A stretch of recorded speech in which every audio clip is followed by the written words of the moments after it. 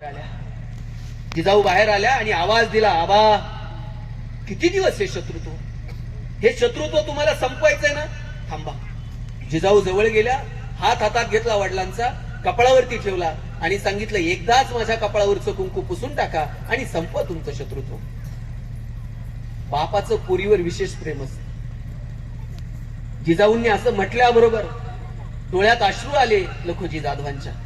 जवळ घेतलं जिजाऊंना आणि सांगितलं, जिजा माझं रक्त जसं तुझ्यात आहे ना, तसंच माझं रक्त जाधवांच्या कुळीला बांधलेलं आहे. हे शत्रुत्व संपेल ते आमच्या मरणानंतरच, पण तुला एक शब्द देतो, तुझ्या कुंकवाला मात्र हात घालणार नाही. जिजाऊंनी आग्रह केला म्हणून त्या दिवशी तिथे लखोजी जाधव जेवायला थांबले. दुसऱ्या दिवशी स्वतः मेनाला खांदा दिला आणि वरती किल्ल्यावरती सोडून आले.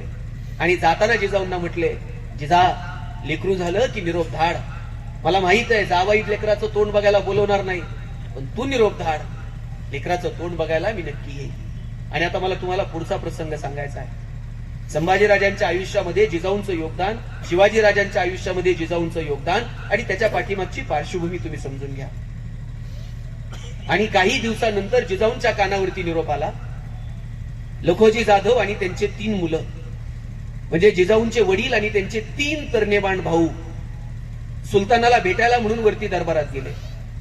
नेहमीच्या सवयीप्रमाणे मुजरे झडले. सुलतानानं मुजरा स्वीकारला नाही. सुलतान दरबार सोडून निघून गेला. सगळं सभागृह अस्वस्थ. आणि अचानक ठरल्याप्रमाणे लपलेले मारेकरी बाहेर आले.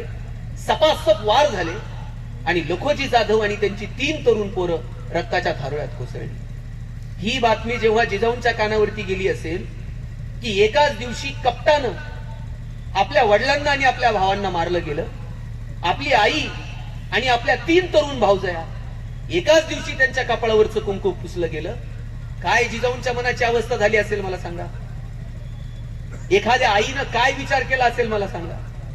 एखादी आई म्हटली असती की शोभा, ह्या सैतानांच्या नादी लागू नका, यांच्या बरोबर 2 हात करायच्या फंदात पडू नका, यांच्यासोबत जुळून घेऊ आणि शांततेत जगू. पण आऊसाहेब सांगतात, राजे खेळोजी राजे शहाजी राजांचे चुलत बंधू आहेत. खेळोजी राजांची पत्नी आंघोळीला गेली तर सुलतानांच्या सैन्याने उचललं आणि घेऊन गेले. सरदारांच्या घरात जन्माला आलेल्या स्त्रियांची ही परिस्थिती होती. सर्वसामान्य कुटुंबातल्या स्त्रियांची काय परिस्थिती. आणि ही परिस्थिती बदलावी याच्यासाठी शिवाजी राजांना आणि संभाजी राजांना प्रेरणा जर कोणी दिली असेल तर ती आऊसाहेबांनी दिली, जिजाऊ साहेबांनी दिली. मगाशी शरदराव भाषणात म्हटले की संभाजी राजांच्या एका हातात शमशेर होती, एका हातात शस्त्र होतं, दुसऱ्या हातात शास्त्र होतं. एका हातात शस्त्र आणि एका हातात शास्त्र घेऊन संभाजी राजे समोर आले. आणि संभाजी राजांची आई संभाजी राजे 2-2.5 वर्षांचे असताना गेली. आणि त्यानंतर संभाजी राजांच्या जडणघडणीमध्ये महत्वाची भूमिका जर कोणी बिंबवली असेल तर ती साक्षात आऊसाहेबांनी, जिजाऊ साहेबांनी. संभाजी राजांनी शिकलं पाहिजे, वेगवेगळ्या भाषा त्यांना अवगत असल्या पाहिजे, त्यांना नीतीशास्त्र न्यायशास्त्र कळलं पाहिजे, अर्थशास्त्र समजलं पाहिजे, न्यायदानाचं महत्व त्यांना समजलं पाहिजे. याच्यासाठी स्वतः जिजाऊ साहेब पुढाकार घेतात. संभाजी राजांना शिकवायला योग्य अशा शिक्षकांची नियुक्ती आऊसाहेब करतात. अहो, संस्कृत शिकलं पाहिजे, वेगवेगळ्या भाषा संभाजी राजांना आला पाहिजे. याचा पुढाकार घेतोय कोण? स्वतः आऊसाहेब. बरं, संभाजीराजे कोण आहेत? संभाजीराजे छत्रपतींचे चिरंजीव आहेत आणि छत्रपतींच्या पोरानं सुद्धा शिकलं पाहिजे हा आग्रह आजी धरते. आपल्या डोक्यात नाही शिकलं तर चालतंय, तुझ्या बापान लय कमवून ठेवलंय. पोरं शिकली पाहिजे, त्यांना वेगवेगळं ज्ञान असलं पाहिजे, काळ आणि वेळेनुसार त्यांनी बदललं पाहिजे. याच्यासाठी एक आजी पुढाकार घेते. संभाजी राजांना वेगवेगळ्या प्रकारच्या 13 भाषा अवगत आहेत. संस्कृत मध्ये वयाच्या 14व्या वर्षी बुद्धभूषण लिहिलाय. एका राजाचा पोरगा हे सगळं करतो आणि आपल्याकडे थोडं असलं तर वाटतंय नाही शिकलं तर जमतंय, नाही केलं तर जमतंय, कुणाला मागायला जायचं नाही, कशाला शिकायचंय, सर्टिफिकेट आणून देतो तुला. लक्षात घ्या, आजच्या परिस्थितीमध्ये आम्हाला जर आमच्या पोरांना घडवायचं असेल, शिक्षण आणि ज्ञान सोडून दुसरा पर्याय नाही. जिजाऊंना आणि शिवाजी राजांना शेकडो वर्षापूर्वी कळलं की येणाऱ्या पिढीनं शिकलं पाहिजे, नवनवीन तंत्रज्ञान अवगत केलं पाहिजे, वेगवेगळ्या भाषा शिकल्या पाहिजेत, जगाकडे डोळे विस्फारून बघितलं पाहिजे. आम्हाला अजूनही शिक्षणाचं महत्व कळत नाही. आजही आम्हाला वाटतं पोरीनं नाही शिकलं तरी चालतंय, चांगली जागा आली 2 रुपये जास्त खर्च करू, बार उडून टाकू. शिक्षण सोडून दुसरा पर्याय नाही. ताई मला आज सांगा, भाजी आणायला जायचं तर नवऱ्याला 100 रुपये मागावे लागतात. पोरगी जर तिच्या पायावर उभी राहिली, जगण्याचा कमालीचा आत्मविश्वास तिला येतो. आणि म्हणून संभाजीराजांच्या चरित्रातनं एक शिका, राजाचा पोरगा जर शिक्षण घेतो, आम्ही का घ्यायचं नाही हो? आम्ही शिकायला नको? आणि आज शिक्षण सोडून साहेब दुसरा पर्याय नाही, ज्ञान सोडून दुसरा पर्याय नाही. डॉक्टर बाबासाहेब आंबेडकर मुंबई प्रांतातून निवडणुकीला उभे राहिले होते. त्या निवडणुकीत यश मिळालं नाही. बंगाल प्रांतात निवडणुकीला उभे राहिले, तिथे निवडून आले. पुढे जाऊन भारत आणि पाकिस्तान फाळणी झाली आणि बंगाल प्रांत पाकिस्तानला जोडला गेला. डॉक्टर बाबासाहेब आंबेडकरांना जर घटना समितीचं सदस्य व्हायचं असेल तर पहिल्यांदा ते भारताच्या सभागृहाचे सभासद असले पाहिजेत. डॉक्टर बाबासाहेब आंबेडकरांच्या ज्ञानाची सभागृहाला गरज भासली.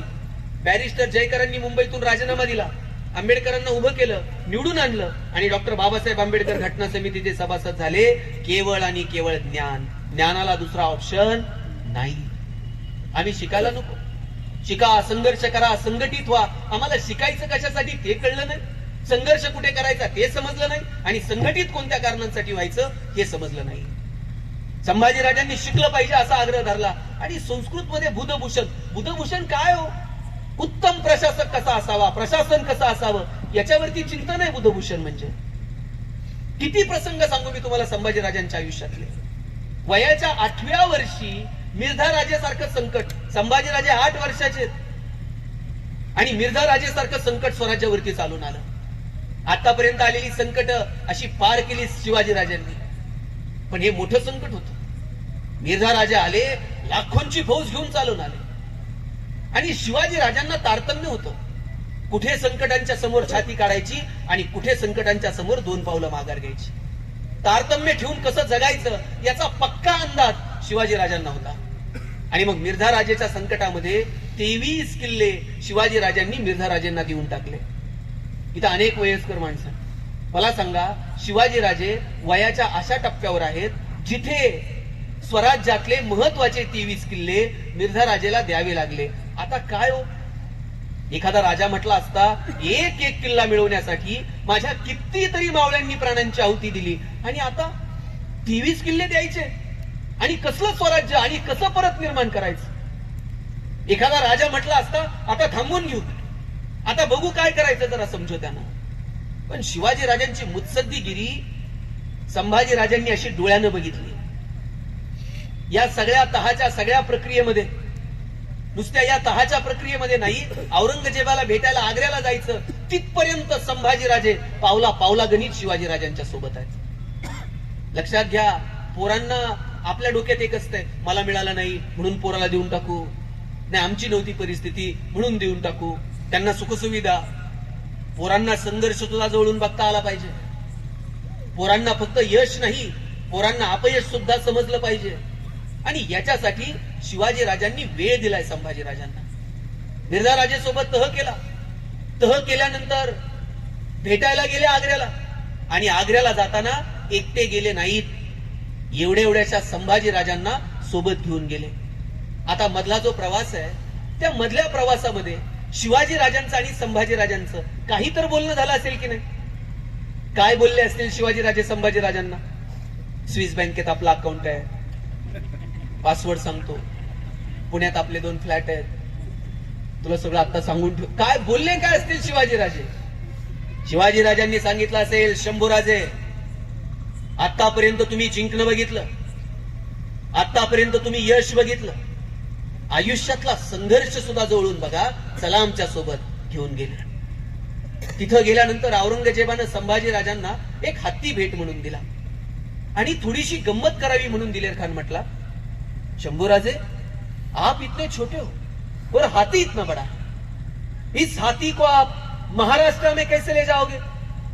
एवढासा संभाजी राजा दिलेर खानाच्या डोळ्यात डोळे घालून सांगतो, ये तो जानवर है, बैठ कर जाएंगे, नहीं आया तो खींच कर ले जाएंगे, लेकिन हमारे आबा साहब ने जो आपको किले दिए हैं वो तो अभी महाराष्ट्र में, उन्हें आप आगरा कैसे ले आओगे? एवढ्यासा संभाजी राजा पण माहित होता आता हात दिलेत आणि गेल्यावर घेऊ की परत एके. अरे लढणं काय असतं, पेटून उठणं काय असतं, यश काय, अपयश काय, संघर्ष काय. शिवाजी राजांनी पाटीन पेन्सिल घेऊन पोराला शिकवलं नाही. शिवाजी राजे जगले, सोबत आपल्या लेकराला घेऊन जगले, आणि संभाजी राजांनी उघड्या डोळ्यानं बघितलं संघर्षाला शिवाजी राजे कसे सामोरे जातात. असे कितीतरी संघर्षाचे प्रसंग संभाजी राजांच्या आयुष्यात आले, पण संभाजी राजा गर्भगडीत होत नाही. संभाजी राजे छाती काढून उभे राहतात, पर्याय शोधतात, लढत राहतात. जोपर्यंत यश मिळत नाही तोपर्यंत लढत राहतात. मला वाटतं ही जी लढण्याची जिद्द, ही जी प्रेरणा आहे ना, ही आपण आपल्या पोरांना दिली पाहिजे. आपलं पोरग काही वेगळं करायला गेलं, बापच त्याला सांगते अंथरूण पाहून पाय पसर, अंथरूण पाहून पाय पसर. त्याला ते पोरग हातपाय खुडून खुडून मरून गेलं, पण बापानं काय त्याला कधी हातपाय पसरू दिले नाही. आज इथून गेल्यानंतर पोराला सांगायचं हातपाय पसर, अंथरुणाचं काय करायचं तुझा बाप बदल. एवढी धमक आम्हाला आमच्या लेकरात निर्माण करता आली पाहिजे. एवढं मोठं स्वप्न आम्हाला आमच्या पोराला दाखवता आलं पाहिजे. मला वाटतं शिवाजी संभाजी राजांच्या इतिहासातनं आम्ही हे शिकलं पाहिजे.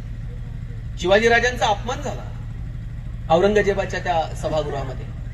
शिवाजी राजे आणि राजांना सरदारांच्या रांगेत उभं केलं. सरदारांच्या रांगेत उभं केल्यानंतर शिवाजी राजे तो अपमान सहन करत नाहीत. रामसिंगाला जाब विचारतात, आम्ही राजा आहोत आणि आम्हाला तुम्ही सरदारांच्या रांगेत उभं केलं. आजपर्यंत औरंगजेबाच्या दरबारामध्ये कुणीही औरंगजेबाच्या समोर आवाज उंच करून बोललेलं नव्हतं. पहिल्यांदा त्या सभागृहात जर मर्दुमकी कुणी गाजवली असेल तर ती शिवाजी राजांनी गाजवली. आणि जाब विचारला रामसिंगाला, आम्हाला अपमान करायला बोलवलं. आणि हे सगळं संभाजीराजे बघताय. औरंगजेबाच्या सभागृहाचा नियम होता, मुजरा करायचा, 10 पावलं मागं यायचं, पण ताड दिवशी अशी पाड दाखवायची नाही कुणी औरंगजेबाला. शिवाजीराजे मुजरा बिजरा तर सोडा, ताड दिवशी अशी पाड दाखवतात आणि सोडून जातात सभागृह. आणि हे सगळं संभाजीराजे डोळ्यांनी बघतात.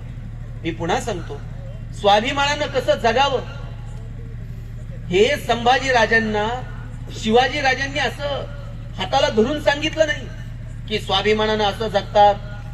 शिवाजी राजे स्वाभिमानानं जगले हे संभाजी राजांनी बघितलं आणि म्हणून संभाजी राजांना तो स्वाभिमान अंगीकारता आला. लक्षात घ्या, आपण संभाजी राजांना छावा म्हणतो. छावा कुणालाही म्हणत नाहीत साहेब, त्याच्यासाठी बाप सिंह असावं लागतं. बाप सिंह आहे म्हणून छावा जन्माला आला. काय जगला आपला बाप, परकीयांच्या गोटामध्ये आजूबाजूला शत्रुत्व सैन्य, आणि त्या सभागृहामध्ये शिवाजी राजे मर्दुमकी गाजवतात. हे उघड्या डोळ्यांनी संभाजी राजांनी बघितलं. ज्या ज्या वेळेस पोरांना तुमच्या आयुष्यात संकट येईल आणि असं वाटेल आता सगळं संपलं, त्यावेळेला शिवाजी राजांच्या इतिहासातलं, संभाजी राजांच्या इतिहासातलं एक प्रकरण वाचायचं, आणि ते म्हणजे आग्र्याहून सुटका. शिवाजी राजांनी सभागृह सोडलं, पण शिवाजी राजांना बंदिवासात ठेवलं. आता मात्र शिवाजी राजांच्या लक्षात आलं, आता आपल्याला तारतम्य ठेवून जगावं लागेल. शिवाजी राजांनी लगेच पत्र लिहिलं औरंगजेबाला, मी आता आग्र्यात रमलो आहे, माझी आई आणि पत्नी यांना आग्र्यात येण्याची परवानगी मिळाली. आता सांगा, कोणता राजा स्वतः संकटात असताना, आपला मुलगा सोबत असताना आणखी आईला आणि पत्नीलाच तिकडे बोलून घेईल?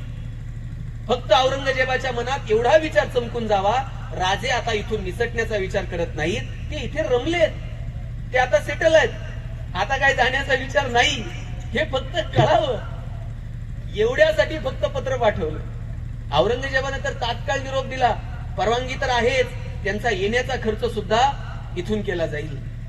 आणि काय सांगायचंय, अंतराचं आणि पावसाचं कारण सांगितलं, आई पत्नी कुणी आलं नाही. आणि मग एक दिवस वेळ साधली आणि नाकावर टिचून औरंगजेबाच्या शिवाजीराजे आणि संभाजीराजे आग्र्यावरून निसटले. आता तुम्ही बघा संभाजीराजांची कर्तबगारी काय. एवढे तो संभाजीराजे, 8-10 वर्षांचे संभाजीराजे, एवढ्या मोठ्या संकटात वडिलांच्या खांद्याला खांदा लावून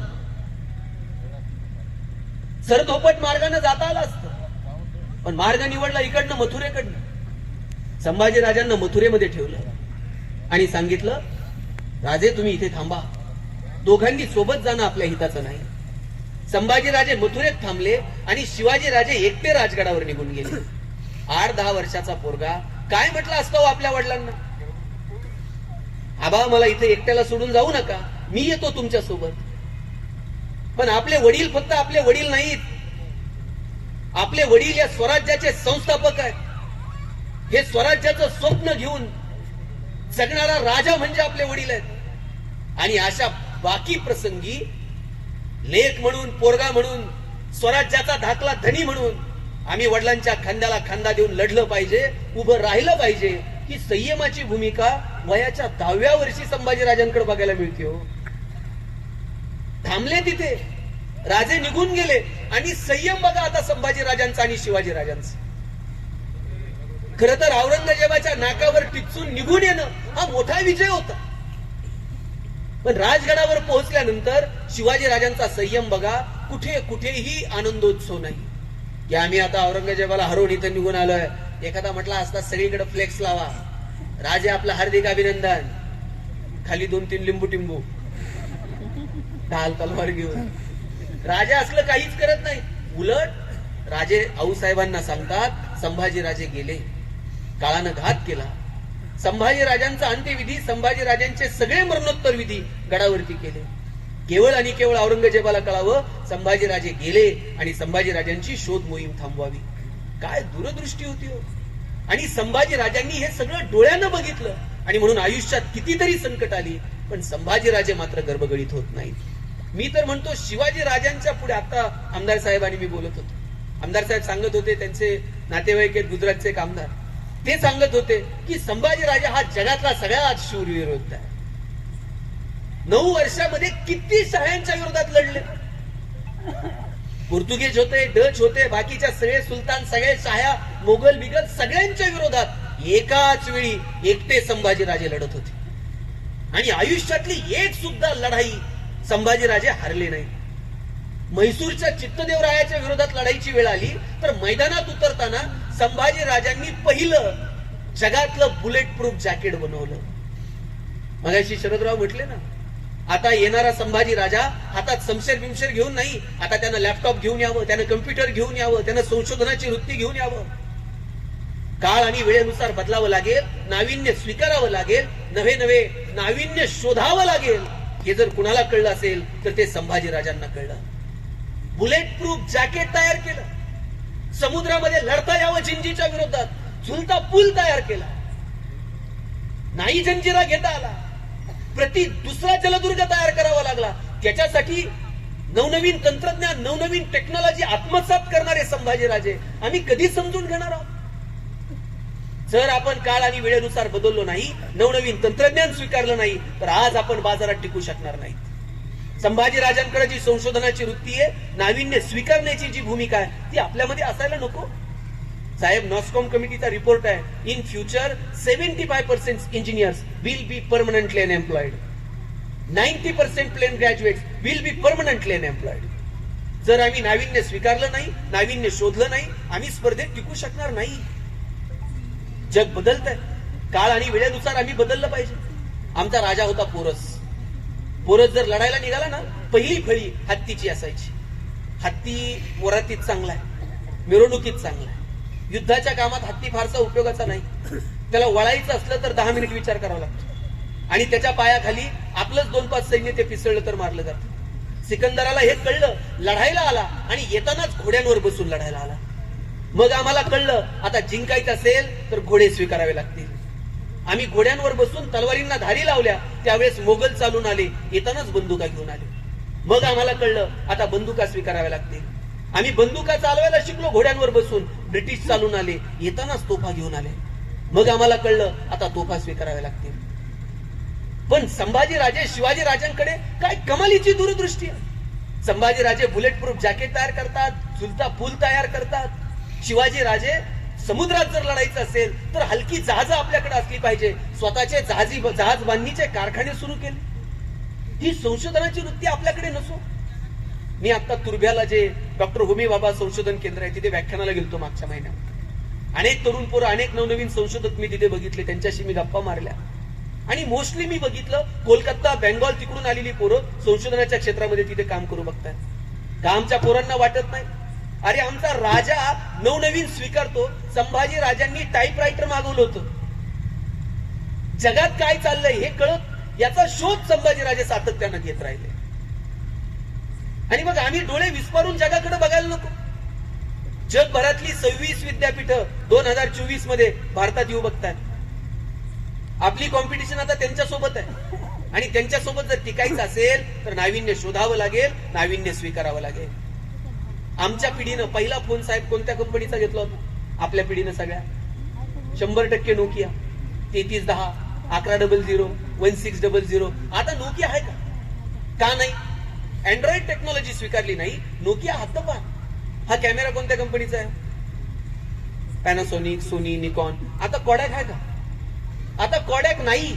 आणि एक काळ फक्त कॉडॅकचा होता साहेब 36 फोटो निघायचे नवरा नवरी हार घालायला आणि फोटोग्राफरचा रोल संपायला आणि 6 महिने अल्बम मिळत नव्हते त्याला विचारलं ना फोटोचं काय ते म्हणायचं धुवायला दिलेत कोणत्या नदीवर जात होतं कुणास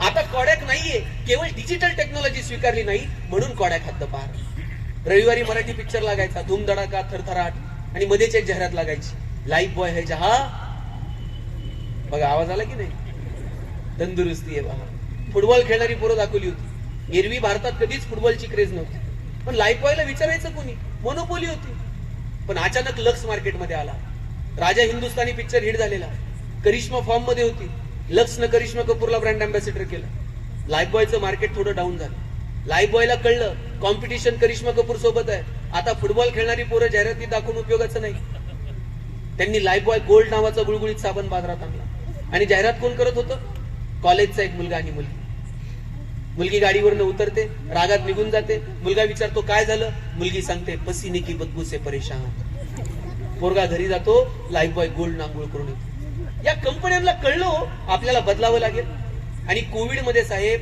एक तरी साबण जाहिरात करत होता का आमचा साबण सुगंधी आहे लावल्यावर तुम्ही गोरे व्हाल कोविड मध्ये कुणाला गोरं व्हायचं पडलं प्रत्येक साबण एकच जाहिरात करत होता 99.9% किटाणू से मुक्ती आणि मला त्या मोती साबणाचं गणित तर अजून समजलेलं नाही ते वर्षभर कुठं असते काय ते दिवाळीलाच येते उठा उठा मोती साबणानं आंघोळ करायची गरीबातला गरीब आणि श्रीमंतातला श्रीमंत माणूस मोतीनं आंघोळ केल्याशिवाय त्याला दिवाळी साजरी केल्यासारखं वाटत या लोकांना कळलं व बदलावं लागेल किती झपाट्यानं तंत्रज्ञान बदललं मला सांगा या बदलत्या तंत्रज्ञानानुसार आमच्या मुलांनी बदलायचं नाही होमी बाबा ज्या वेळेस भारतामध्ये आले परदेशामध्ये त्यांनी स्वतःला संशोधक म्हणून सेट केलं होतं पण जेव्हा भारतात आले त्यावेळेस दुसरा महायुद्धाचा प्रसंग होता आणि होमी बाबांच्या लक्षात आलं भारताला परमाणु क्षेत्रामध्ये काम करायची गरज आहे भारताला अणुऊर्जा क्षेत्रामध्ये काम करायची गरज आहे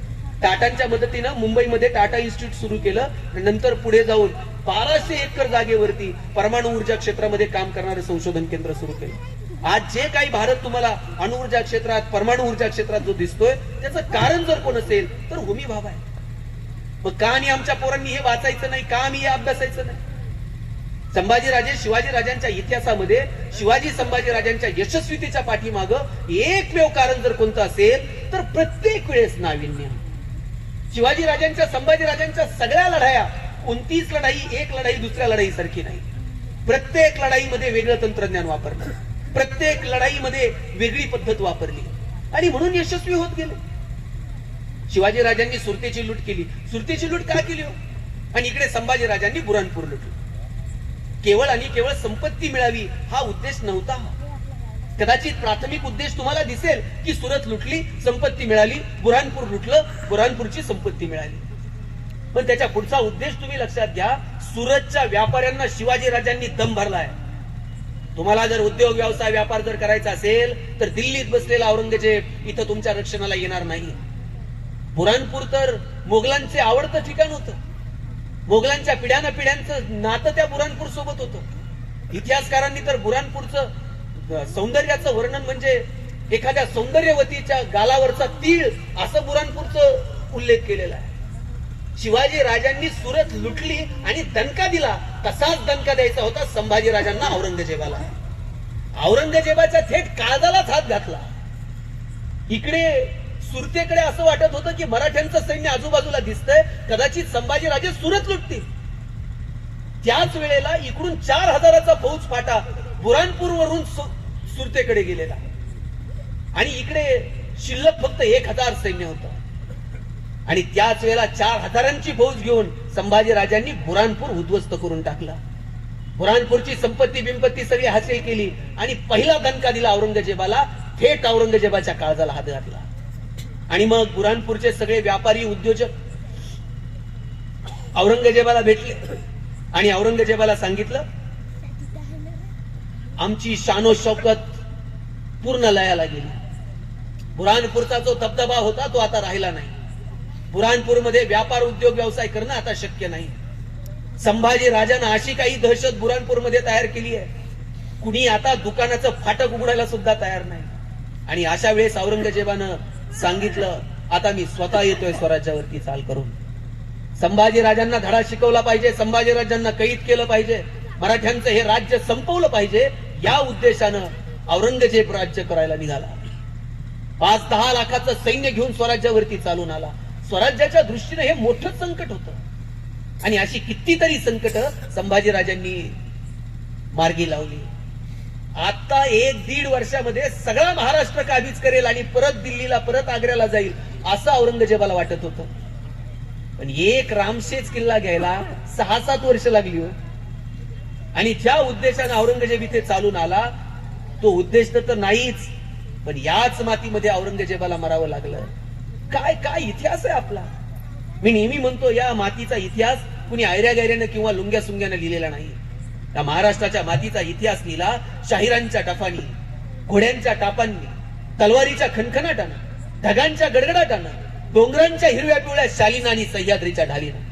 राजेगडावर पोहोचले सुखानं मरतो म्हणून घोडखिंडीची पावनखिंड करणारा बाजी प्रभू, कोंडाण्याच्या विजयासाठी रक्ताच्या थारोळ्यात कोसळणारे तानाजी, मानेवरती तलवारीचं तीक्ष्ण टोक असताना सुद्धा बचेंगे तो और भी लढेगे म्हणणारे दत्ताजी शिंदे, आणि मोगलांच्या कडेकोट बंदोबस्तातून सोन्याचा कळस कापून नेताना मोगलांच्या काळजाचा थरकाव उडवणारा आणि मोगलांच्या घोड्यांना पाणी पिताना पाण्यातही दिसणारा संताजी धनाजी. हा या मातीचा इतिहास आहे. हा इतिहास आम्हाला येणाऱ्या पिढीपर्यंत पोहोचवता येईल का?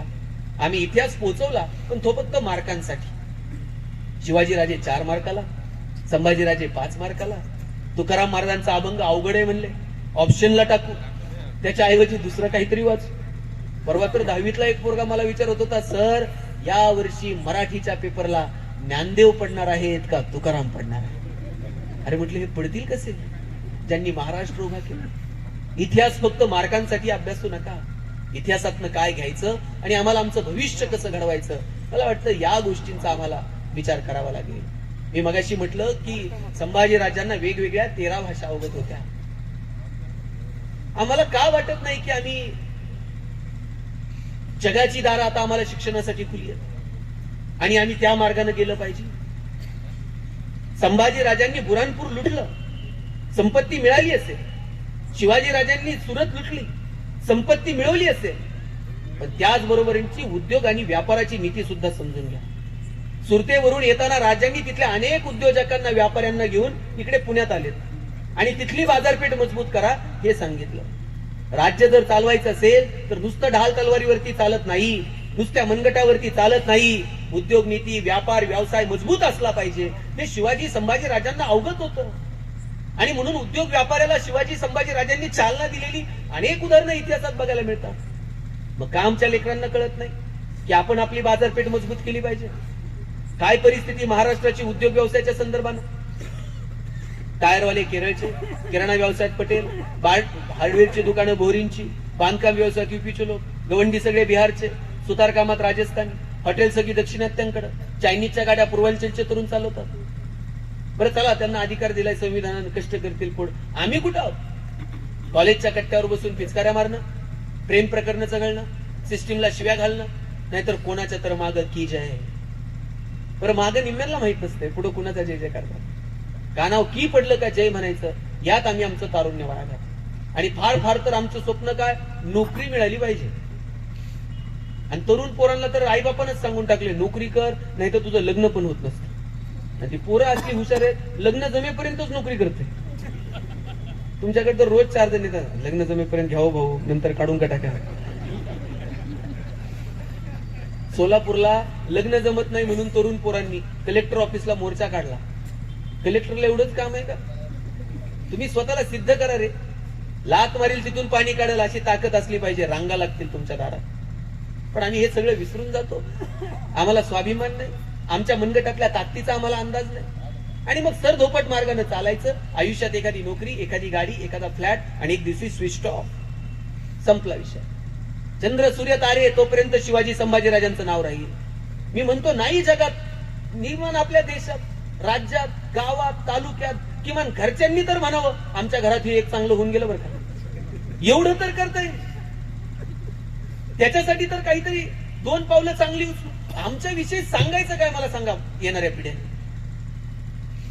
आज भोसले घराण्याचे मला वाटतं आत्ताचे वंशज अभिमानाने सांगतील की नाही, अरे आम्ही या घरात जन्माला आलो, आमचे शिवाजी राजे, आमचे संभाजी राजे. आपण सांगायचं काय? आपण असं काहीतरी कर्तृत्व करायला नको का, की आपल्या येणाऱ्या पिढीने सांगितलं पाहिजे आमचे वडील असे होते, आमचे आजोबा असे होते. कुणीतरी म्हणलं पाहिजे ना, अरे आमचे वडील असे होते. आखाड्यात जर उभे राहिले तर 10 गावात जोड मिळत नव्हता. आमचे आजोबा असे होते, त्यांनी शब्द टाकला तर कुणी त्यांचा शब्द. असं काही तर कर्तृत्व असलं पाहिजे ना. आपल्याविषयी काय सांगायचं? आमचे वडील संध्याकाळी असे यायचे, अख्खी गल्ली बघत बसायची, काय सांगतात. आमचे आजोबा असे होते, राग आला ना आजीला तांब्या फेकून मारायची, पंक्तीला बसले का 50 लाडू. हे काय सांगायची गोष्ट? काय काय कर्तृत्व? त्या इतिहासात आम्ही नेमकं काय शिकायचं? आम्हाला सुद्धा 2 पावलं शिवाजी संभाजी राजांच्या पावलावर पाऊल टाकून चालता येईल का?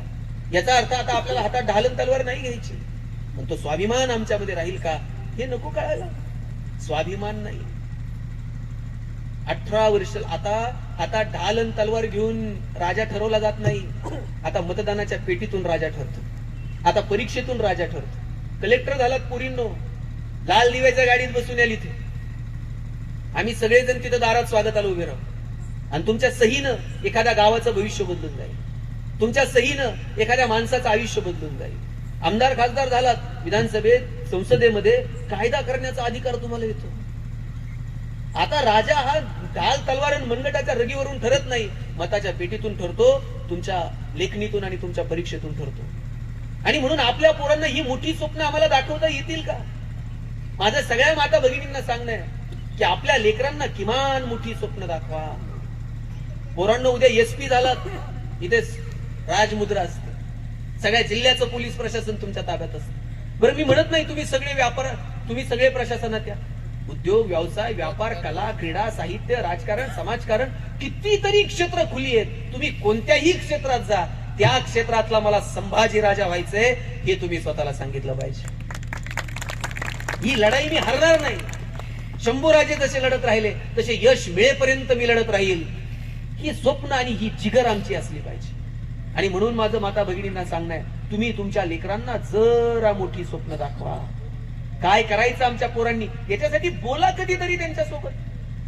जिजाऊ पुढाकार घेतात, एका हातात तलवार देतात, एका हातात शास्त्र देतात. आणि ज्यावेळेस लढाईची भूमिका आली, स्वतः जिजाऊ सांगतात, राजे आता दोनही हातात समशेरी घ्या. संभाजीराजे तक्रार करतात आबासाहेबांकडे, आबासाहेब लढताना एका हातात ढाल असते आणि एका हातात तलवार असते, पण आऊसाहेब आमच्या दोन्ही हातात तलवारी देतात, असं का? आऊसाहेब सांगतात, शंभूराजे काळ आणि वेळेनुसार बदललं पाहिजे. आता बचावाचा पवित्रा नाही. आता तुम्ही अशा परिस्थितीत आहात इथे दोनही हातांनी तुम्हाला वार करावे लागतील आणि तुम्हाला बदलावं लागेल. काळ आणि वेळेनुसार कसं बदलायचं हे आऊसाहेबांनी सांगितलं. आता ढाल तलवार येईन ते नाही हो. आम्ही पोरांच्या हातात मोबाईल देऊन टाकले.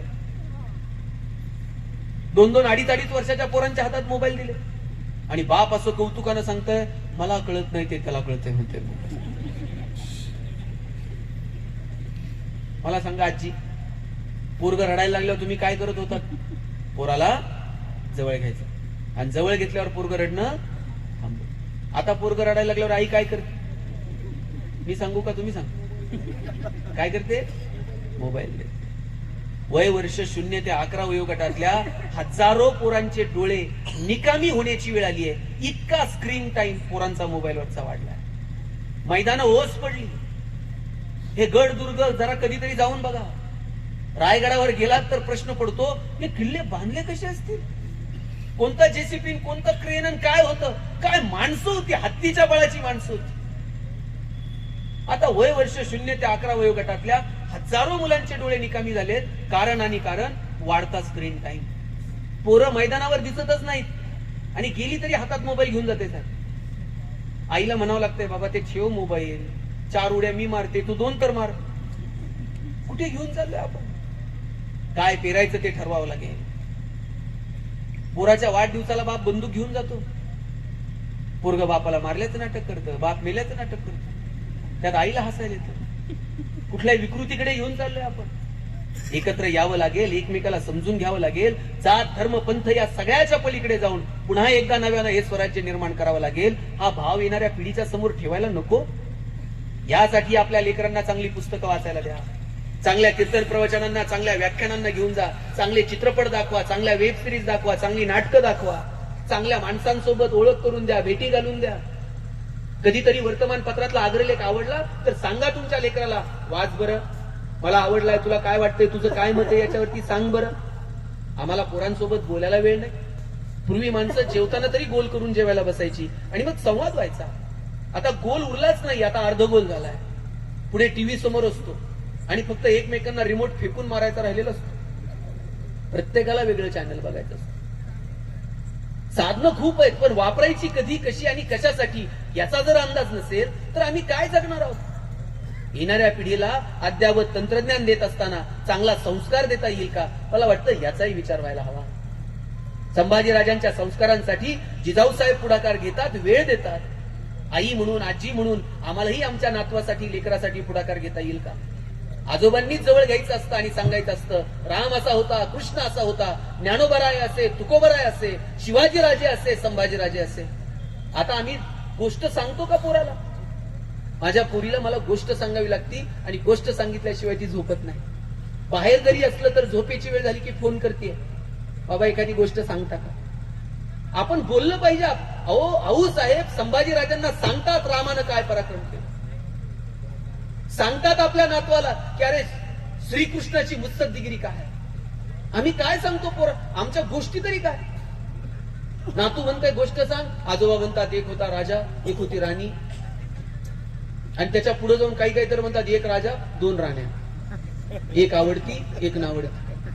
आता आज्यांना हे सांगितल्यावर पोरग तेच करतोय. हो कॉलेजला, एक राजा आणि 2 राण्या, एक आवडती आणि एक नाव. काय पेरायचं ठरवलंय? एक कवी मित्र म्हणतो, आजी म्हणते आजोबांना, झोपेत का बडबडता, का कुणाला विचारता, डान्सबार कधी उघडता. तुमचं खरं रूप आता होऊ लागले लीक, तारुण्यातली ब्रँडी म्हणे मारू लागली किक. आजोबा म्हणतात आजीला, अगं वेडे असं कधी घडतं का? आजोबा म्हणतात आजीला, अगं वेडे असं कधी घडतं का? जुनं झालं कुकर म्हणून शिटी मारणं सोडतं का? आता आजी आजोबांचे संवाद जर असे असतील तर काय आम्ही आमच्या लेकरांना सांगणार आहोत? कधीतरी शिवचरित्रातलं एखादा चांगला ग्रंथ चिकित्सा करून लेकरांच्या हातात द्या. संभाजीराजांच्या चरित्रात त्यांच्यावर झालेल्या आरोपांचं खंडन करण्यासाठी कधीतरी 2 शब्द आपण आपल्या लेकरांसाठी बोला.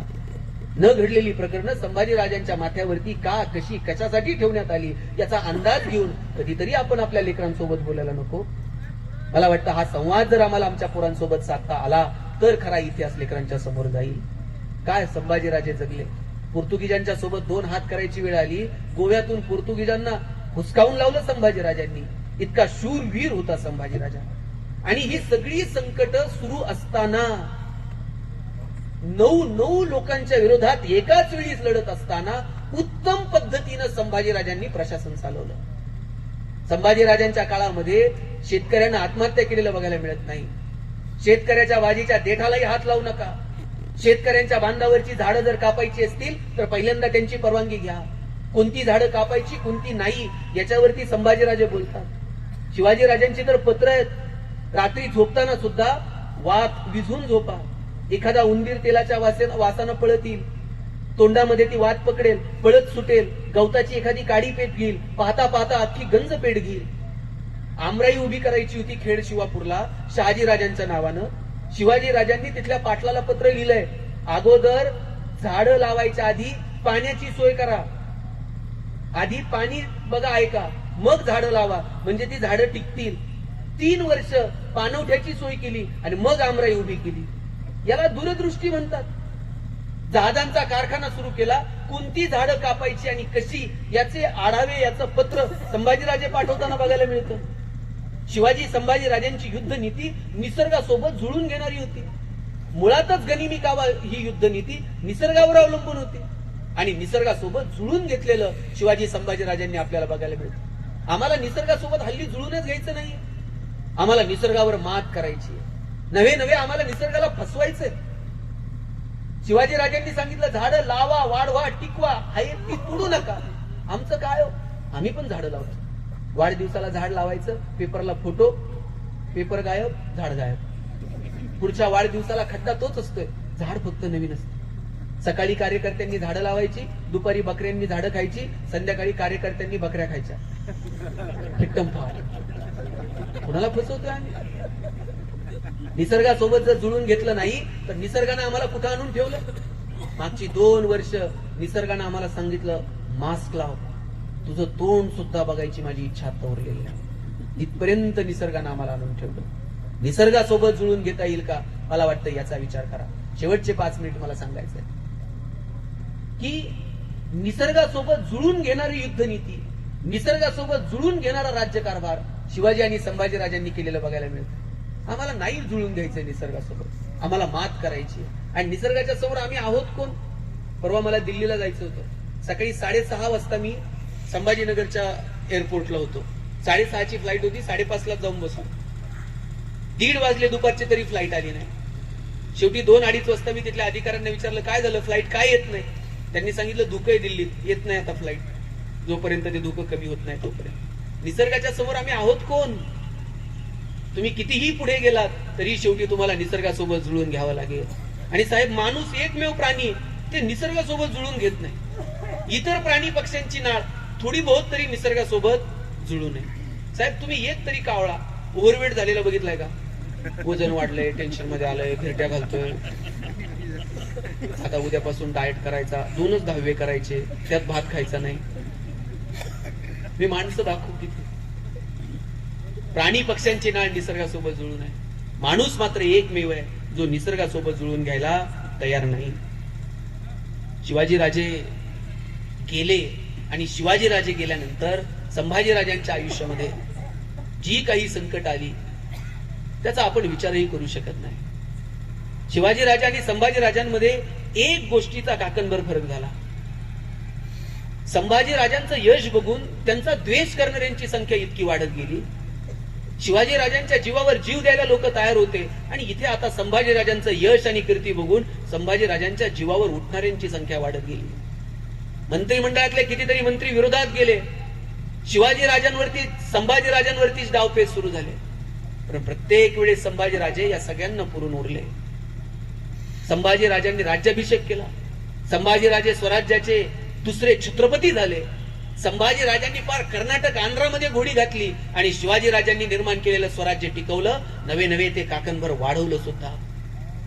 पण अखेर घात झाला आणि औरंगजेब ज्या उद्देशानं स्वराज्यावरती चालून आला होता, ज्या वेळेस मोठ्या माणसांना रणांगणात हरवता येत नाही त्यावेळेस त्यांना बदनाम केलं जातं आणि त्यांना कपटानं संपवण्याचा प्रयत्न केला जातो. संभाजीराजांच्या बाबतीतही तेच झालं. संभाजीराजांना बदनाम करण्यात आलं आणि कपटानं पकडण्यात आलं. महाराष्ट्राचा छावा शिवछत्रपतींचा पुत्र संभाजी, ज्यानं कितीतरी लढाया जिंकल्या, स्वतःच्या ज्ञानाच्या जोरावर, स्वतःच्या कर्तृत्वाच्या जोरावरती स्वतःला सिद्ध केलं. सगळ्या शाह्यांच्या विरोधात लढत असताना एकही लढाई संभाजीराजे हरले नाहीत. काळ आणि वेळेनुसार नवे काळाच्या पुढे 2 पावलं संभाजीराजे राहिले. युद्धनीती, शास्त्र, नीती, न्याय, मूल्य या सगळ्या गुणांनी संपन्न असं संभाजीराजांनी स्वराज्य निर्माण केलं. आणि इथं सगळ्या महिलांना सांगतो, या सगळ्या लढ्या लढत असताना आणि सगळ्या बाजूंनी कर्तबगारी दाखवत असताना संभाजी राजांनी आपल्या पत्नीच्या हातामध्ये अनेक अधिकार दिले. न्याय निवाडा करण्याचं स्वातंत्र्य आपल्या पत्नीला दिलं. पत्नीच्या नावानं स्वतः एक शिक्का बनवून घेतला. त्या शिक्क्याची मोहर पडायची आणि न्याय निवाडा केला जायचा. ज्या संभाजी राजांच्या सोबत आपण अनेक नावं जोडली आणि त्यांचं चरित्र हनन करण्याचा प्रयत्न केला, ते संभाजी राजे आपल्या पत्नीला एवढा अधिकार देतात, आपल्या खांद्याला खांदा लावून स्वराज्याच्या प्रक्रियेमध्ये सहभागी करून घेतात. संभाजी राजांची ही भूमिका सगळ्या पुरुषांनी लक्षात घेतली पाहिजे.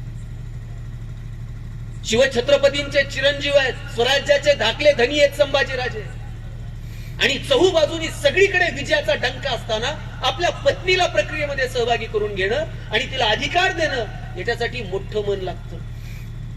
आपणही आपल्या पत्नीचा सन्मान केला पाहिजे, आपणही तिला तिचे अधिकार दिले पाहिजे, स्त्रियांचा सन्मानच केला पाहिजे. इथं अनेक तरुण पोर आहेत. रस्त्यानं जर तुम्ही उभे आहात आणि गल्लीतल्या 2 मुली तिथून जाताना दिसल्या, त्या पोरींना तुमच्याकडे बघितल्यावर सुरक्षित वाटलं पाहिजे. बसमध्ये गर्दी आहे आणि वर्गातली एखादी मुलगी बसमध्ये आली, त्या गर्दीत सुद्धा तुम्हाला बघितल्यानंतर तिला सुरक्षित वाटलं पाहिजे. आणि गल्लीतल्या गावातल्या शेजारच्या पोराकडे बघून जर मुलींना सुरक्षित वाटत नसेल तर तुम्हाला जय भवानी आणि जय शिवाजी म्हणायचा अधिकार नाही, हे तुम्ही लक्षात घ्या. काय संभाजी राजांचं शासन आहे, काय शिवाजी राजांचं शासन आहे. स्त्रियांकडे जर कुणी वरती डोळे करून बघितलं, याचे डोळे काढा असा आदेश दिलाय राजांनी. म्हणून स्त्रियांचा सन्मान हे शंभू चरित्रातलं एक महत्वाचं पान आहे आणि ते आपण समजून घेतलं पाहिजे. मी नेहमी म्हणतो स्त्रियांचा सन्मान करा. स्त्रियांचा सन्मान करायचं म्हणजे काय? आता संभाजी राजांनी जसा अधिकार दे, आता तुम्हाला तसं काय करायचंय का? सन्मान करायचा, रोज जाताना शाल आणि श्रीफळ घेऊन आज तुला सत्कार बरं का. स्त्रियांचा सन्मान म्हणजे काय? त्यांना अधिकार द्या, त्यांना निर्णय प्रक्रियेमध्ये सहभागी करून घ्या. गाडी घेतायत तर बायकोला विचारा, तुम्हाला घ्यायची तीच घेताय तुम्ही, पण शोरूम पर्यंत बाई ही घ्यायची का, बसून बघ बरं, तुला आता तुम्हालाच फिरायचंय पण तिला विचारा तुला कम्फर्टेबल वाटतंय का. ती म्हणती बाबा तुला काय घ्यायची ती घे, मी डब्यात साठवलेले 2 लाख आहे ते धर. सन्मान करायचं म्हणजे निर्णय प्रक्रियेमध्ये सहभागी करून घ्या. कधीतरी कौतुक करा. आम्हाला सगळ्या जगाचं कौतुक करता येतंय, बायकोचं कौतुक करायला नाही. मी असंच म्हटलं बायकोचं कौतुक करा, 2-4 जण भांडायला आले. म्हणजे आम्ही सगळ्यांचं कौतुक करू, बायकोचं नाही. म्हणलं का बाबा तुझं तिथं पटत नाही का? पटायचं काय नाही म्हणला, तिला ऐकायलाच येत नाही कानानं, कौतुक करून काय करायचं. म्हणलं दवाखान्यात नाही, मशीन बिशीन लाव मग कौतुक कर. रात्री एकटंच गेले दवाखान्यात आणि बायकोला ते डॉक्टरला म्हणते बायकोला ऐकायला येत नाही. आणि डॉक्टर म्हणले बायको कुठे? घरी म्हणले. मग आता इथून काय? त्यांनी एक काम कर, घरी जा आणि किती अंतरापर्यंत ऐकायला येत नाही ना तेवढं जरा मोजून ये. घरी गेला, बेल दाबली, पोरानं दार उघडलं, बायको किचन मध्ये होती. यानं आवाज दिला, भाजी काय केली? काहीच प्रतिक्रिया नाही. याला कळलं दारातून ऐकायला येत. हॉलमध्ये गेला, भाजी काय? काहीच प्रतिक्रिया नाही. किचनच्या दारात जाऊन ओरडला, काहीच प्रतिक्रिया नाही. याला कळलं प्रकरण गंभीर आहे, तिला किचनच्या दारातून पण ऐकायला येत नाही. शेवटी बायकोच्या मागे जाऊन उभा राहिला आणि जोरात कानात ओरडला, अगं भाजी काय केली? बायकोनं हातातली कढई अशी दंदिशी आदळली. म्हणजे 4 वेळा सांगितलं ना तुम्हाला बटाट्याची केली म्हणून. मागचे इतके गारटले त्यांना कळणच नव्हतं, कुणाला ऐकले. तुम्हाला घरी गेल्यावर कळलं मला काय म्हणत. 20 वर्ष ह्याला ऐकायलाच नव्हतं. तुम्ही कसा संसार केला असेल मला सांगा. काय मित्रांचे दोष काढू नका, कधीतरी स्वतःच्या अंतर्मनात डोकावून बघा. आपल्या पत्नीला अधिकार द्यायला, तिला स्वातंत्र्य द्यायला जिगर लागते. तुम्ही कितीही मोठ्या पदावर जा, कितीही उच्च पदस्थ असा, तुमचे पाय कायम जमिनीवरती असले पाहिजे. तुम्ही यशवंतरावांचे आणि विनुताईंचे पत्र वाचा. विनुताईंनी पत्र लिहिलं होतं यशवंतराव चव्हाण साहेबांना की मला मूल झालं नाही साहेब, तुम्ही दुसरं लग्न करा. यशवंतराव चव्हाण साहेबांनी पत्र लिहिलं विनुताईंना, विनू परत असं पत्र पाठवू नको. ज्या दिवशी तुझ्यासोबत 7 फेरे घेतले ना त्या दिवसापासून यशवंतराव वेणूसाठी आणि वेणू यशवंतरावासाठी परत असं पत्र पाठवू नको. काय जगली हो ही माणसं. मला वाटतं आम्ही इतिहासात काय डोकून बघायचं आणि कशासाठी हे ठरवलं पाहिजे. मी आता एक म्हटलं, माणसं कितीही मोठी असली तरी त्यांचे पाय जमिनीवर असले पाहिजे. दिलेर खानाच्या छावणीचा खर्च जर 3 लाख रुपये होता ना, इकडे आपल्या राजांचा छावणीचा खर्च 3000 रुपये. Cost cutting. तुम्ही मॅनेजमेंट मधला कोणताही कन्सेप्ट घ्या, तुम्हाला इतिहासामध्ये बघायला मिळेल. तुमची रिक्रुटमेंट प्रोसेस घ्या, सिलेक्शन प्रोसेस घ्या, परफॉर्मन्स अप्रायझल घ्या, ग्रीव्हन्स हँडलिंग घ्या, कोणताही मॅनेजमेंटचा कन्सेप्ट सांगा, संभाजीराजांच्या आणि शिवाजीराजांच्या इतिहासात ताऊन सुलूकून आपल्याला बघायला मिळतो. जमिनीवर पाय असले पाहिजे. आपल्यासोबत बस, आपण कितीही मोठे असलो, कुणालाही आपल्यासोबत बसावं असं वाटलं पाहिजे. इतकं आपण लहान असलं पाहिजे. आणि आपण उठलो तर मग कुणी बसलेलं नसलं पाहिजे. इतकं आपण मोठे असलं पाहिजे. इतके पाय जमिनीवर. तुम्ही आता सॅम बहादूर पिक्चर बघितलाय का? बघितला का? नाही बघितला? अॅनिमल किती जणांनी बघितलं? सॅम बहादूर आता येऊन गेला. फील्ड मार्शल सर मानेकशॉ यांच्या आयुष्यावरचा तो चित्रपट होता. भारत पाकिस्तान युद्धामध्ये भारतीय सैन्याचं ज्यांनी नेतृत्व केलं ते सॅम बहादूर. फील्ड मार्शल म्हणून त्यांना गौरवण्यात आलं. त्यांनी फील्ड मार्शल म्हणून काम बघितलं. आणि त्या चित्रपटात एक सीन आहे, एक ज्युनियर ऑफिसर नजर चुकीनं सिनियर ऑफिसरला सॅल्यूट करत नाही. आणि मग तो सिनियर ऑफिसर त्या ज्युनियरला पनिशमेंट करतो. तुम्हाला सॅल्यूट केलं नाही ना, तुम्हाला 1000 वेळा सॅल्यूट करायचं. आणि तो ज्युनियर ऑफिसर 1000 वेळा त्याला सॅल्यूट करत असतो. आणि तिथून सर मानेकशॉ चाललेले असतात. मानेकशॉ विचारतात, हे काय चाललंय? म्हणे यानं मला सॅल्यूट केला नाही म्हणून मी याला पनिशमेंट केली आहे, 1000 वेळा यानं मला सॅल्यूट करायचं.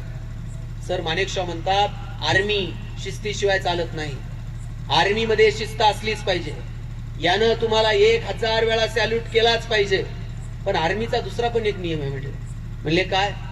सॅल्यूटचा स्वीकार हा सॅल्यूटनच करायचा असतो.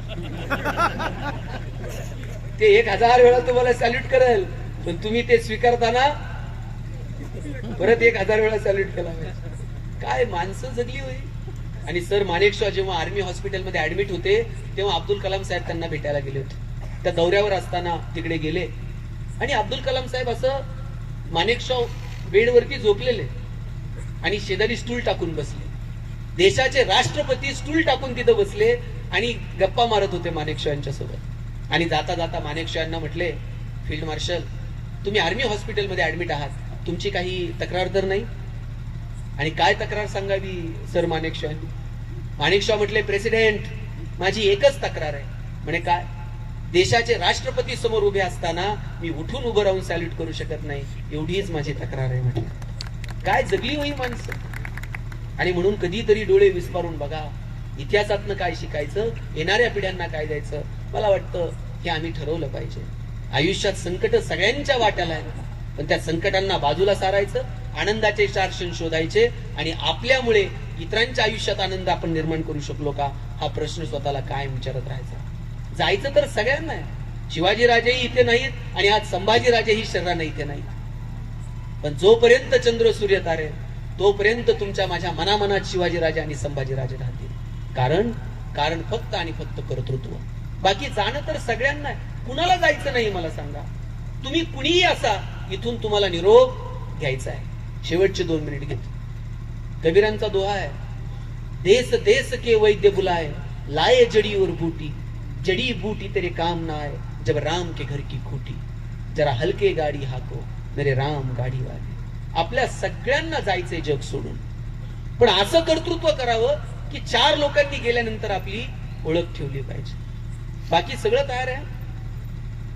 कॉर्पोरेशन वाल्यांनी शेड तयार करून ठेवले, बांबूवाल्यांनी बांबू साळून ठेवले, मडकेवाल्यांनी मडके थापून ठेवले. काय तयार नाही हो साहेब. श्वास थांबायला फक्त उशीर आहे. 4 जण येणार, उचलणार, घेऊन जाणार आणि मग फूक दिनी जैसे होली. जशी होळी पेटवतात ना, तितक्या सहजतेनं पेटून टाकतात. काही मागे राहत नाही. तुमची गाडी, तुमचा बंगला, तुमची प्रॉपर्टी नाही लोकांच्या लक्षात राहत. लक्षात राहतं ते तुमचं कार्य, ते तुमचं काम, तुमचं योगदान समाजाच्या प्रती. ते आम्हाला उभं करता येईल का, यासाठी प्रयत्न करा. तुम्ही नीतू मांडके नाव ऐकले सगळ्यांनी? हृदयरोग तज्ञ होते आणि त्यांच्या पत्नी अलका मांडके भूलतज्ञ. दोघंही पुण्यातल्या बीजी मेडिकल कॉलेजला शिकले. नीतू मांडकेंनी त्यांच्या आयुष्यात 10,000 पेक्षा जास्त शस्त्रक्रिया केल्या आणि हजारो लोकांचे प्राण वाचवले. आणि एक दिवशी प्रवासात असताना नीतू मांडके म्हटले, अलका कधी जर मलाच अटॅक आला तर? अलका मांडकेंनी असा हात तोंडावर हात ठेवला. नीतू असं बोलू नये. नाही, डॉक्टरला येऊ शकतो असं थोडीच आहे, कुणाला येऊ शकतो. मला आला तर काय? मग ते म्हटले तूच सांग काय केलं पाहिजे. मग नीतू मांडके सांगायला लागले, जर अँजिओप्लास्टी करावी लागली, अमुक स्टेन वापरा, जर बायपास करावी लागली तर याला बोलवा, हृदय ट्रान्सप्लांट करावं लागलं तर तुर्तास इथे करू नका, अशी चर्चा सुरू होती. आणि नीतू मांडके हसत हसत म्हटले, अलका, ऑपरेशन कोण करायचंय ते करू दे, पण भूल मात्र तूच द्या. अलका मांडके लिहितात, मला माझ्या आयुष्यातही वाटलं नव्हतं हा प्रसंग फिरून परत कधीतरी आपल्याकडे येईल. एक दिवशी प्रवास करता करता नीतू मांडकेंच्या छातीत चमक आली. फोन केला, अलका, मी समोर हिंदुजा हॉस्पिटलला पोहोचतोय, पटकन तिथे ये. हातातली सगळी कामं बाजूला ठेवून अलका मांडके हॉस्पिटलला निघाल्या. हिंदुजाच्या दारात नीतू मांडके ड्रायव्हिंग करत आले. गाडीतनं खाली उतरले. चालताही येत नव्हतं. वॉचमॅनच्या गळ्यात हात घातला आणि सांगितलं, स्ट्रेचर बोलव. आयसीयू मध्ये गेले. ज्या हातांनी हजारो शस्त्रक्रिया केल्या ते नीतू मांडके लहान मुलासारखे पडून होते. सांगत होते, आता हे करा, आता ते करा. तितक्यात अलका मांडके आल्या. अलका मांडकेंचा हात हातात घेतला आणि म्हटले, अलका, मी वाचेल असं मला वाटत नाही. ऑपरेशन झालं. ठरल्याप्रमाणे अलका मांडकेंनीच भूल दिली. 3 दिवस नीतू मांडके श्वासाश्वासासोबत लढत होते आणि अखेर तिसऱ्या दिवशी श्वास थांबला. हजारो लोकांचे प्राण वाचवणारे नीतू मांडके हृदय रोगाने गेले. ज्या मी होमी बाबांचा उल्लेख केला, ज्या अंतराळातल्या संशोधनाची स्वप्न बघत होते, प्लेन क्रॅश मध्ये होमी बाबांना जावं लागलं. कोण थांबायला आलंय मला सांगा बरं या जगात. आता मला आजचा हा कार्यक्रम झाला की आता फ्लाईटने मी पुण्यात जाणार आणि सकाळी लगेच कोल्हापूरला जाणार, परत आपल्याला रोज शेकडो कार्यक्रमांना हजेरी लावायची असते. पण एक गोष्ट मात्र आपल्या लक्षात असली पाहिजे, एक दिवस एक कार्यक्रम असा येणार आहे, आपल्याच कार्यक्रमात आपण गैरहजर असणार आहोत. कार्यक्रम आपला असेल पण त्यात आपली हजेरी नसेल. आयुष्य खूप छोट आहे, खूप थोडं आहे. ते आनंदानं जगा. इतरांसाठी काही करता येईल का? शिवाजी राजे, संभाजी राजे स्वतःच्या नावानं राज्य स्थापन केलं असतं, प्रत्येक गडावरती कोण शिला लावून स्वतःचं नाव टाकलं असतं लोकांनी. पण हे राज्य रयतेच आहे आणि म्हणून आजही शिवाजी संभाजी राजे तुमच्या माझ्या हृदयात आहे. आपण इतरांसाठी काय योगदान देतो याच्यावरून जग ठरवतं त्यांची ओळख ठेवायची की नाही. शिवाजी राजे, संभाजी राजे स्वतःसाठी नाही जगले, रयतेसाठी, जनतेसाठी, स्वातंत्र्यासाठी जगत राहिले आणि म्हणून आज तुमच्या माझ्या ओठांवरती ते नाव आहे. म्हणून इतरांसाठी 2 पावलं चालता येईल का याचा विचार करा. इतरांसाठी सोडावं, आम्ही स्वतःसाठी सुद्धा जगत नाहीत. परवा एक जण मला म्हटला, मी इतका बिझी आहे मला श्वास घ्यायला वेळ नाही म्हणला. म्हणलं सोडून दे. परवा तर मी वाचलं, एक भिकारी रस्त्यावर मरून पडला. 2 दिवस म्युन्सिपाल्टीच्या लोकांनी येऊन अंत्यविधी केला आणि शेवटी ती झोपडी उचकली तर त्या झोपडीमध्ये साहेब 87 लाख रुपये सापडले. वेळीच त्यानं त्याच्या भिकारीपणाच्या व्यवसायातून स्वेच्छानिवृत्ती घेतली असती. 2-4 नवोदित भिकाऱ्यांना मदत केली असती, त्याला जगता तर आलं असतं. काहींकडे ढिगा नाही पण त्यांना ते खर्च करायचं नाही, कोणाला द्यायचं नाही.